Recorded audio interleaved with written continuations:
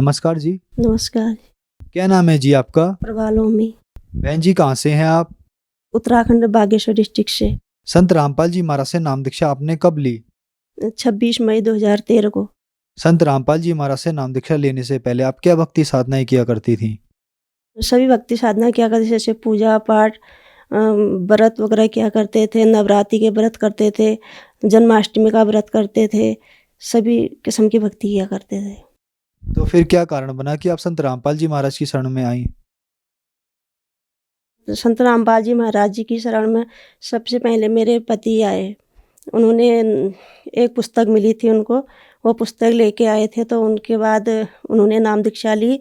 उसके बाद हमें वो समझाने के बाद संत रामपाल जी महाराज जी से नाम दीक्षा ली। संत रामपाल जी महाराज से नाम दीक्षा लेने के बाद क्या आपको कोई लाभ भी मिले? जी हाँ, हमें काफ़ी लाभ मिले। जैसे मेरे बेटे को बहुत तकलीफ़ होती थी, बहुत परेशानियाँ रहती थी। कई जगह दिखाने के बाद पता लगा कि उसके हार्ट में छेद है। तो उसको यहाँ हल्द्वानी से भी इलाज कराया था। पहले तो लोकल में कराते रहे, उसके बाद हल्द्वानी में दिखाया था। वहाँ दिखाने के बाद उन्होंने बोला था इसके हार्ट में छेद है। तो उसके बाद उन्होंने बोला था कि इसका 18 साल का इलाज चलेगा। उसका इलाज कराते लेकिन उसको परेशानी वैसी रहती थी। कभी 2 दिन ठीक हुआ तो फिर वही परेशानी आ जाती थी, चल फिर नहीं पाता था बिल्कुल भी। स्कूल में डॉक्टरों ने स्कूल भी बंद करा दिया था उसका, 2-3 महीने तो स्कूल भी नहीं गया। उसके बाद क्या कहते हैं, जब हम संत रामपाल जी महाराज जी के शरण में गए, तो वहाँ से आने के बाद वो दवा खाना भी भूल गया।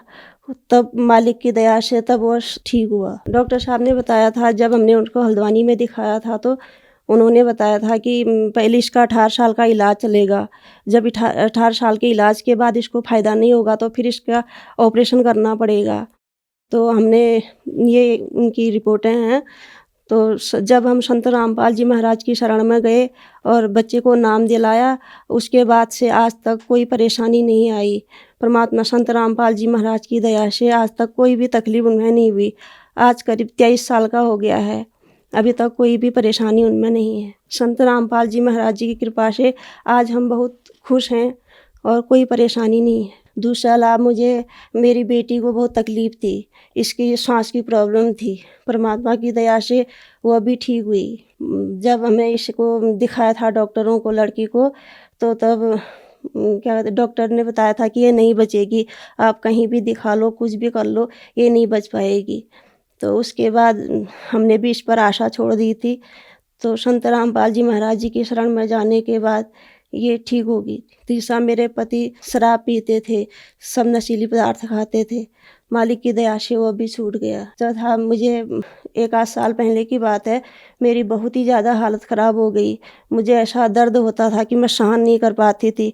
खाना नहीं खाया जाता था, जब खाना खाती थी तो गले में फँस जाता था, पानी तक नीचे नहीं जाता था। तो जब मैंने हॉस्पिटल में, पहले तो लोकलों में दिखा रही थी, फिर बाद में मैंने हल्द्वानी में दिखाया। हल्द्वानी में जब मैंने हॉस्पिटल में अपने आप को दिखाया, तो उन्होंने सब चेकअप कराने के बाद ऐसी तकलीफ़ तो कुछ नहीं बताई, लेकिन परेशानी कम नहीं होती थी। तो बाद में जब उन्होंने कहा कि आपको पथरी है, पथरी भी उन्होंने कभी 3 ml की बताई थी, तो उसमें कोई तकलीफ़ नहीं होती है करके बताया। फिर भी मेरी परेशानी दूर नहीं हुई। तब मैंने परमात्मा से, संत रामपाल जी महाराज जी से अरदास लगाई। संत रामपाल जी महाराज जी का आदेश, वहाँ से आशीर्वाद आया था, बोला भक्ति करो। तो उसके बाद करीब दूसरी रात को ही पता नहीं ऐसा हुआ कि मैं वॉशरूम गई, तो उसमें मुझे दर्द उठी ज़ोर की, और दर्द उठने का अपने आप वो पत्थर निकल गया। मालिक की दया से मैं ठीक हो गई। मेरे को पहले पैरालाइज़ भी हुआ था। भूत प्रेतों की बाधा होने के कारण मैं चल फिर नहीं पाती थी। जब मैं संत रामपाल जी महाराज की शरण में आई, उसके बाद वो भी मेरा दूर हो गया। संत रामपाल जी महाराज से नाम दीक्षा कैसे ली जा सकती है? संत रामपाल जी महाराज से दीक्षा लेने के लिए टीवी में कई चैनल आते हैं, उसमें संत रामपाल जी महाराज जी का सत्संग आता है। उसके नीचे एक पट्टी आती है, उसमें नंबर ले आते हैं। उन नंबरों पर कॉल करके हर ज़िले में नामदान केंद्र खुले हैं, जहाँ नज़दीकी केंद्र होगा आपको बता देंगे, और संत रामपाल जी महाराज से वहाँ से नाम दीक्षा ले सकते हैं। धन्यवाद जी। सच।